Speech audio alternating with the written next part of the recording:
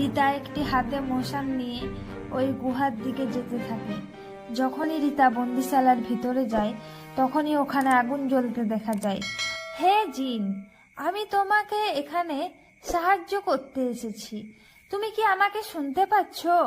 এসো সাহসী মেয়ে, আমি তোমার এই অপেক্ষায় ছিলাম। আমি জানি সামনে এসো জিন্নাত, আমি তোমাকে দেখতে চাই।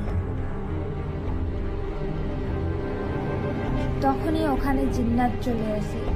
সে অনেক ভয়ানক দেখতে, যার মাথায় লম্বা চুল, যা অনেক বড়।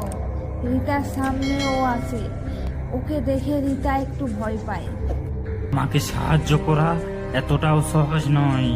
তুমি একবার আরো ভেবে নাও, তুমি কি সত্যি আমাকে সাহায্য করতে চাও? কিন্তু আমি তোমাকে কি করে সাহায্য করব? আর তুমি এখানে বন্দি হলেই বা কিভাবে?